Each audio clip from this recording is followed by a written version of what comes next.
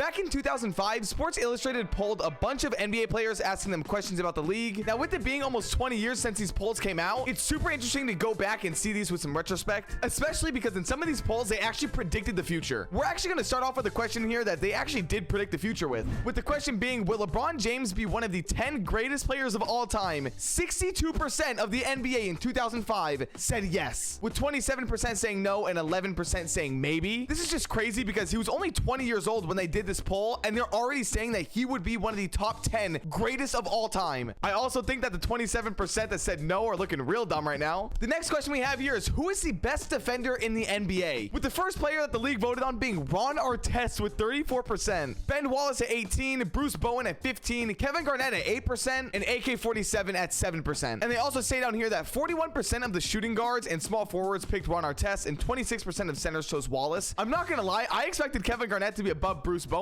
but that's just me. Still kind of a predictable list though. Next one being, who is the best pure passer in the NBA? With Jason Kidd leading the way with 49% of the votes, Steve Nash following up with 43%, LeBron James with 3%, Jason Williams with 1%, and Vlade Divac and Jamal Tinsley with 1%. I'm not gonna lie, Jason Williams got snubbed on this. If you guys see some of his passes that he was throwing back then, crazy. Dude is insane. But I will say, this was Steve Nash's MVP year, and the league still said that Jason Kidd was better at passing. That is kind of crazy. The next question here will shut down the Steve Nash fake MVP allegations, with it being, who is the best point guard in the NBA? Steve Nash leading it with 55%, Jason Kidd with 31%, Baron Davis with 3%, Allen Iverson with 3%, and Stephon Marbury with 2.5%. The craziest thing about this is, at the time, Steve Nash led the NBA in assists with 10.9 assists a game, but Dwayne Wade, who was averaging 23.8 points per game and also averaged 7.6 assists per game, only got one vote as the best point guard in the league. That's crazy. Even though he's still kind of considered like a shooting guard, I don't know, I still feel like he should have got more than one vote. This next question is one that I'm so glad that they asked, because looking back on it, it just makes so much sense. With the question being, which opponent do you most fear when he has the ball and a chance to win the game?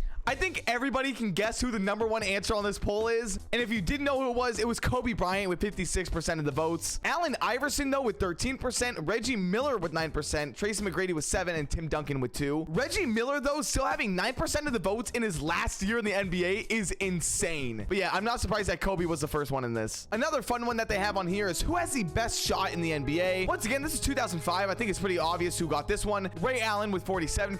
Peja Stojakovic, the Sacramento Kings legend, with 21%, Dirk Nowitzki with 9%, and Reggie Miller with 4%. Once again, Reggie Miller still on these lists in his last year in the NBA. That's super cool to see. Now, I'm not saying that the three-point contest decides if you're the best shooter, but Dirk Nowitzki did win the three-point contest that year, and he only got 9%, so just saying. The next one being, who is the smartest player in the NBA? With Tim Duncan leading at 25%, Jason Kidd at 21%, Steve Nash with 16%, Reggie Miller with 8%, and Kobe Bryant with 5%. I can't believe that Kobe is that low. But then again, I don't know anything if these are actual NBA players voting on this. I will say, there's got to be some crazy Reggie Miller fans back in 2005, because this is crazy. This is one of the funniest ones that we have on here, with the question being, which current NBA player would you most like to play with? Leading the way, you have Shaquille O'Neal with 29%, Kevin Garnett with 17%, Steve Nash with 15%, Tim Duncan with 15%, and LeBron and Jason Kidd with 5%. The funniest part about this is that 2005 was practically Shaq's last good season, so 29% of the league wanted to play with someone who wouldn't even be an all-star 2 years later. But the 5% that said LeBron, you guys were onto something. Continuing with the 2005 Shaq answers, we have, if you could pick one player to build a team around, who would it be? With 35% of the league once again saying Shaquille O'Neal. Kevin Garnett, though, has 27%, Tim Duncan with 16%, and LeBron with 15%. Man, a lot of people in the NBA really thought Shaq was going to keep on dominating. That's insane. Next up is, who has the quickest first step in the NBA? I think this one's pretty obvious, having Allen Iverson with 30%, Kobe Bryant with 18%, Stephon Marbury with 10%, Dwayne Wade only with 7%. His nickname is literally The Flash. And LeBron James with 7%. Honestly, a pretty interesting list. I thought Dwayne Wade would be higher, but that's just me. Now, the rest of the list is personally my favorite, because it's something that we can easily look back on and say, oh, they were right, or oh, they were wrong. Starting with, which team has the coolest uniform in the NBA? With the Lakers, Heat, and Nuggets all tying with 11%. I understand the Denver Nuggets being up there, but the Heat and Lakers, boring jerseys. I'm gonna get that out of the way. The Mavericks and Knicks also tied with 8%. A pretty mid list, I'm not gonna lie. Now, they were asked right after which team has the ugliest jerseys, in which you have the Bobcats leading the way with 22%, which, by the way, I love the Bobcat jerseys. I don't know why they got so much hate. The Hornets and Hawks tying together at 12%, and the Jazz and Mavericks both also tying lying at 9%, which is funny considering that some people thought that the Mavericks had the coolest jerseys and other people thought that they had the terrible jerseys. Now, as a Kings fan, this next question was my personal favorite to read, with it being which team's building is the toughest to play in as a visitor, with the Kings Arco Arena leading the way at 62%, the Jazz Delta Center at 9%, Madison Square Garden at 5%, and the Detroit Pistons Palace at 5%. They also say down here that the decibel level at Arco Arena was measured at 112 during the 2002 playoffs, and prolonged exposure to more than 85 decibels can cause damage to hearing. Crazy. I can't wait to see the Kings back in the playoffs, man. They were then asked a crazy juicy question here, and who is the most overrated player? With 24% of the league saying Vince Carter was overrated, Carmelo Anthony with 11%, Yao Ming at 10%, and Tracy McGrady at 6%. Honestly, a very surprising list. And the last question that we have on here is who is the best trash talker in the NBA? Once again, I was surprised actually reading this one, with Gary Payton leading the way at 54%. I knew Gary Payton talked a lot of trash, but I didn't think he was above Kevin Garnett, who was sitting at 17%, Reggie Miller at 8%, Kobe Bryant at 4%, and Sam Cassell at 4%. So yeah, I hope you guys enjoyed these fun little facts. If you did, be sure to check out the video up on the screen,